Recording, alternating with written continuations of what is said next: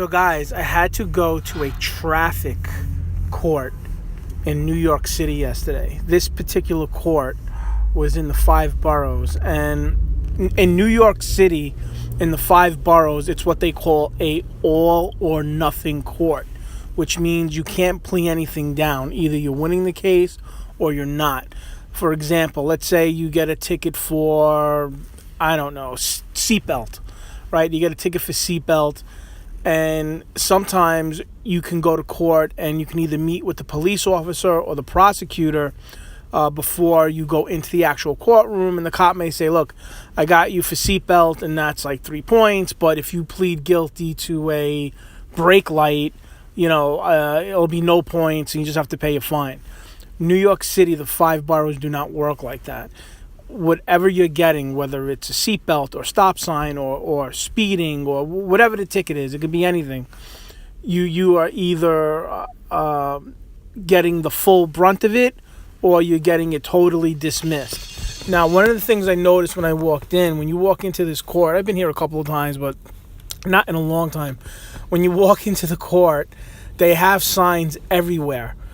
No cell phones, no filming, no video.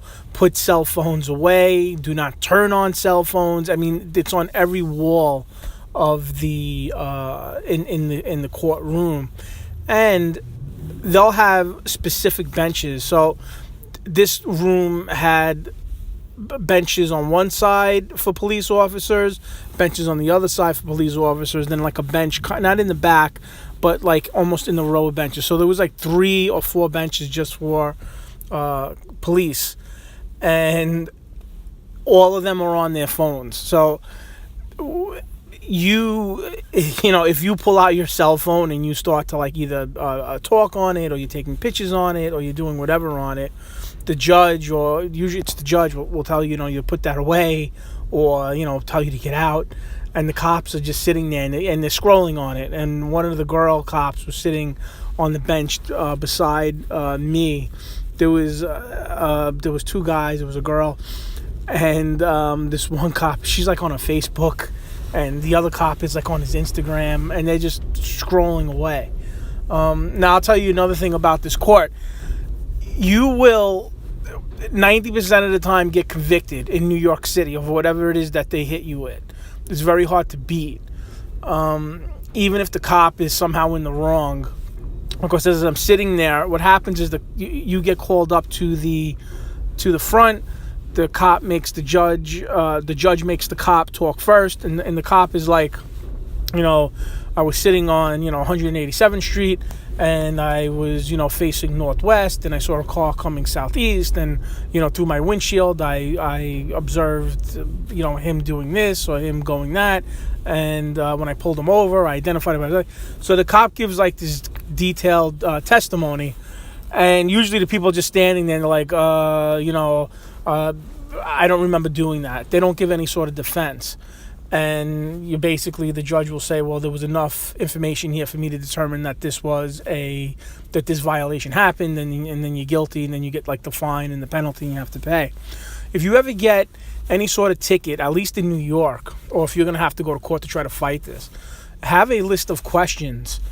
Just have a list of questions to ask the cop. I don't care if you did it or not. What was I driving? What was the angle you seen me at?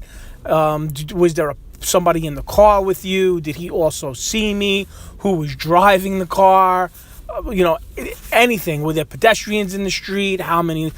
You just need to keep rolling questions, as many as you can, and you're hoping that somehow the cop turns around and either says I don't know or gets something wrong, and then you're trying to play off of that and say, well, if you didn't know, how many lanes there were, sometimes there's 1 lane, sometimes there's 2 lanes. How can you be for sure that I was doing whatever it is that you're accusing me of? And that was something I seen, because there was a couple of people that did beat their tickets, and the way they beat them was they were just asking a lot of questions about everything. What was the weather? Was it clear? Just all sorts of stuff. And if the cop kind of said, well, I didn't take note of the weather, or I didn't take note of, how many lanes, or whatever it is, if there was a one-way going on this street, or there was a sign on that street, the judge sometimes, not really, but there was a couple of times where one person caught the cop and 2 or 3 things they didn't know. It was like, well, what did the sign say, or whether was there a one-way sign, or what was the lane, and the judge dismissed it. Most people get lawyers. I did see a couple of lawyers. So if you get something major and you think you need help, a lawyer would definitely help you out. And one of the lawyers I was talking to right after the case was telling me he charges between like $400 and $1,000, I guess, depending on your ticket. I guess what the lawyer would do is they would see what type of ticket you received, and if, what type of driving record you may have, if this is something that's occurring, and then they'll say, give me X amount of dollars, and they show up. And some people get a lawyer because they can't take off from work. So if you get a ticket, at least in New York City, the lawyer can come as your representative. So if you're working a job and you can't take off from work, you can hire a lawyer who shows up for you and basically fights the case for you. I thought it was interesting that most of the time the judge will side with the cop. I would say 90%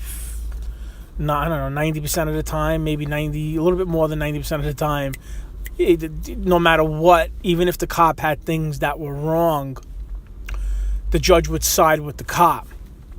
And the person would say, he just said that I had, I was going the wrong way, or he had the wrong street, or he had, he was saying things that were wrong. The judge turned around and said, well, you have, 30 days. I think you have 30 days to appeal it.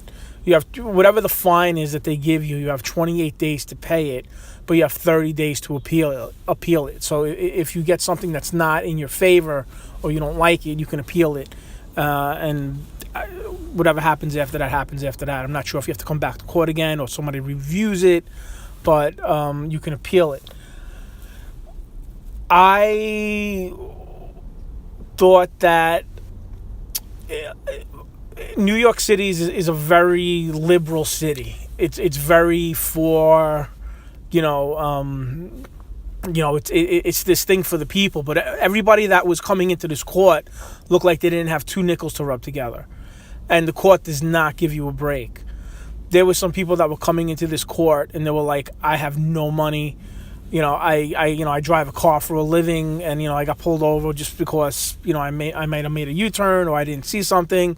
And the judge is like, well, whatever, you're getting the full brunt of it. There was no, we'll work with you, or we'll reduce it, or we understand. It was kind of like, like I said, all or nothing. Either you're beating it or you're not, and there's a very good chance you're not going to beat it, even if the cop is 100% saying things that don't even match. It doesn't matter. The judge is usually going along with the cop, unless it's something very egregious. The cop has to totally mess something up or not show up to court, and then the judge might dismiss it. But most of the time, the judge is ruling against you, and you're saying, well, the cop just had 3 or 4 things that he said were incorrect. And the judge is like, well, you can always appeal it. And now you have to appeal it, and then that's a whole other thing. So, like I said, I thought that was interesting. But I think more than anything is when I walked into this courtroom, what I found the best is they have these big signs: no cell phones, turn off your cell phone, do not be on your cell phone. And all the police are on the cell phone. And they're not doing anything like official. They're on like their Facebook, and they're messing around on the phone. And then this one guy had a phone. I guess he picked it up. He did something, and the judge called out from the bench. She was like, hey, you. I thought she was almost. I knew she wasn't talking to me, but she was looking through me. It was the guy behind me. He says, you got to get out of here. You're on your cell phone. Leave now. I forgot what she said. Almost like she was going to find him guilty before anything. And, she's like, put that away, or, you have to leave, and I'll reschedule if it's that or something. She wasn't happy. And then the guy put his cell phone away. And as this is happening, the cops are looking up from their cell phone. They're like texting and doing stuff, looking at this guy, and the judge is totally ignoring it. So I thought all that was interesting. I wanted to share it. I I got lucky in court, and that's all I'll say.